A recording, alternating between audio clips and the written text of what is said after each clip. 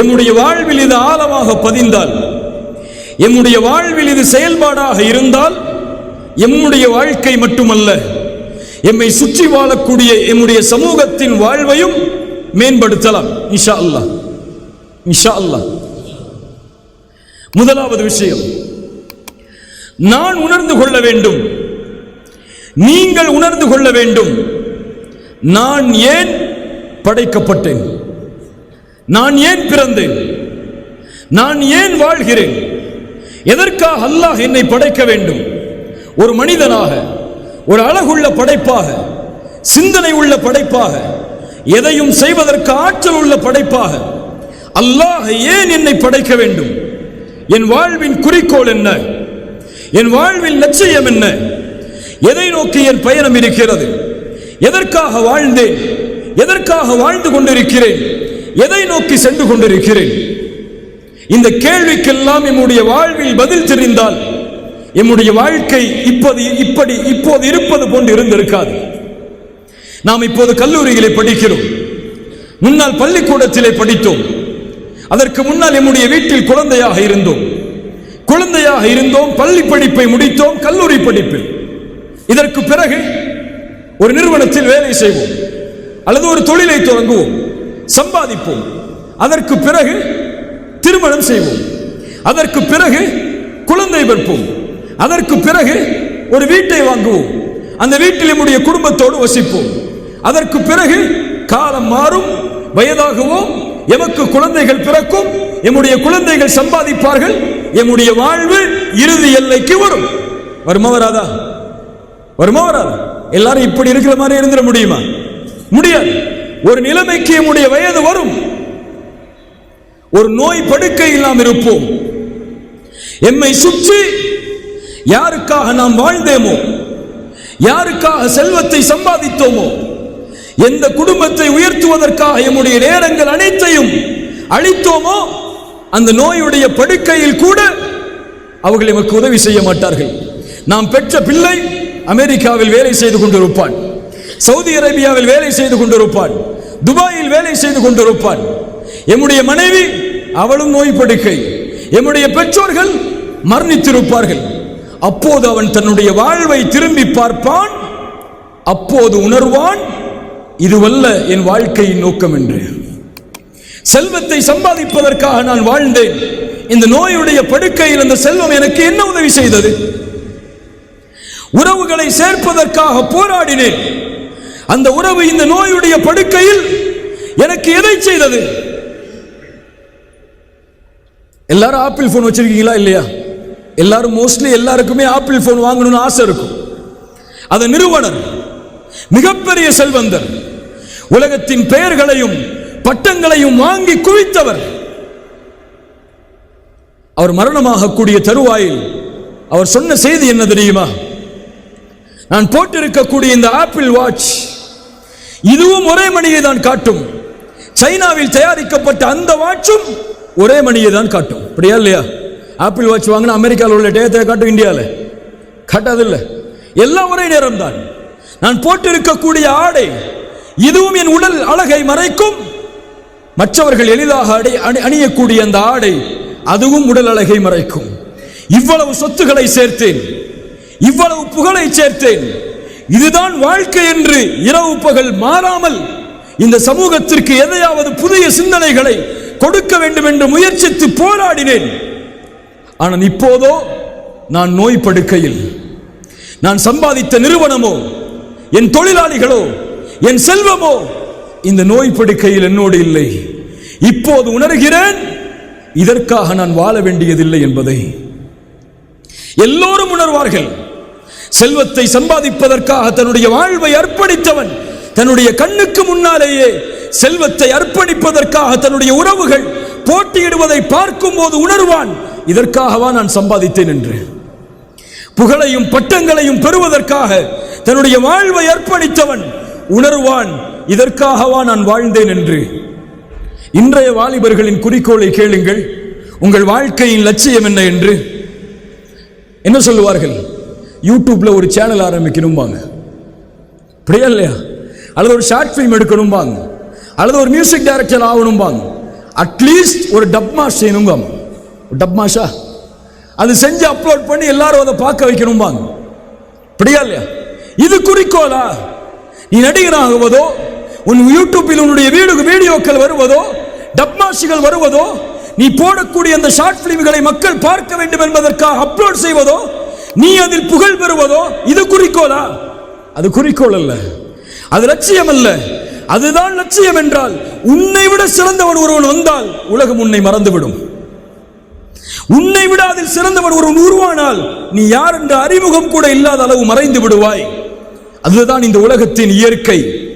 இதை நோக்கமாக கொண்டு பயணிப்பவன் தன் வாழ்வின் முடிவில் ஒட்டுமொத்த வாழ்வையும் வீணானதாக, குறிக்கோளற்றதாக ஏன் வாழ்ந்தேன் என்றுதான் அவன் கருதுவான். என்ன சொல்லவில்லை, நீ விளையாடாதே, படிக்காதே, நீ எதையும் செய்யாதே, எந்த குறிக்கோளோடும் வாழாதே, நீ உன் வாழ்வு என்பது வீணானது, அப்படியே வாழ்ந்து மறைந்து விடு என்று சொல்லவில்லை. எதை வேண்டுமானாலும் செய், எதில் வேண்டுமானாலும் உன் கவனத்தை செலுத்து. நீ பார்க்க வேண்டிய பார்வை அதில் என் படைத்த இறைவனின் அனுமதி இருக்கிறதா, என் ரசூலின் அனுமதி இருக்கிறதா? இருந்தால் நீ செல்லக்கூடிய பாதையில் முதலிடத்தை அடையும் வரை போராடு. நீ அல்லாஹ்வை நம்பிக்கை கொண்டவன், படைத்த இறைவனை ஏற்றுக்கொண்டவன்.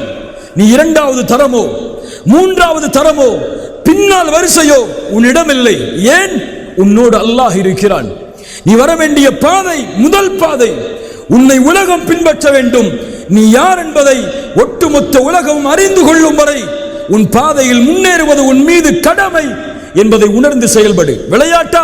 முதலில் வா. படிப்பா? முதலில் வா. பொழுதுபோக்கா? முதலில் வா. தீனா? முதலில் வா. அழைப்பு பணியா? முதலில் வா.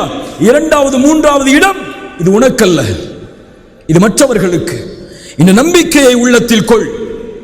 அல்லாஹ் ரப்புல் ஆலமீன் இந்த உலகத்தை படைத்தான். அவன் தானே படைத்தான்.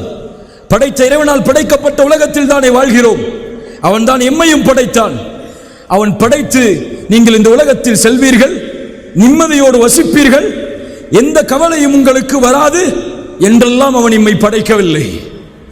அவன் படைத்து வழிகாட்டுவதற்கு அனுப்பப்பட்ட அத்துணை வேதங்களிலும் இறுதியாக அனுப்பப்பட்ட குர்ஆனிலும் அல்லாஹ் இந்த மனித சமூகத்தை படைத்து சொன்ன செய்தி என்ன தெரியுமா? வலனபுலுவன்னக்கும், உன்னை படைத்தேன், உன்னை சோதிப்பேன், எல்லா வழிகளிலும் சோதிப்பேன். பசியை கொண்டு சோதிப்பேன், வறுமையை கொண்டு சோதிப்பேன், செல்வத்தை எடுத்து சோதிப்பேன், உயிர்களை பறித்து சோதிப்பேன். நீ பொறுமையாளனாக இருந்து அதில் வெற்றியை அடைந்தே ஆக வேண்டும் என்று குர்ஆன் சொல்கிறது. யார் பொறுமையோடு சகித்து வாழ்கிறார்களோ, அதில் வெற்றியை நோக்கி பயணிக்கிறார்களோ, அந்த முயற்சிக்கு கூலியை அல்லாஹ் கொடுத்தே தீருவான் என்று குர்ஆன் சொல்கிறது. ஒரு படை தளபதி தன் படைக்கு எப்படி வழிகாட்டுவானோ அதுபோல் தான் மனித இனத்தை படைத்த அந்த அல்லாஹ் இந்த மனிதர்களை படைத்து வழிகாட்டுகிறான். சோதனை வரும்போது தோலாதே, கவலைகள் வரும்போது நெருங்கி விடாதே, உறவுகளை செல்வத்தை உன்னிடத்திலிருந்து நான் எடுக்கும் போது சோர்வடைந்து விடாது. நீ முன்னேறு. உன் வாழ்வின் இலக்கை நீ அடையும் வரை உன் பாதையில் நீ சென்று கொண்டே இரு. இந்த உலகம் அல்ல உன் வாழ்வின் இலக்கு.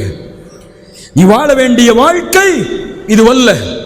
வாழ்ந்து பிறந்து சாப்பிட்டு கல்லூரிகளை படித்து வேலை செய்து திருமணம் செய்து குழந்தைகளை பெற்று சுகமோடு வாழ்ந்து கடைசியில் மண்ணோடு மண்ணாக மக்கி போவதற்கா இவ்வளவு பெரிய உலகம்?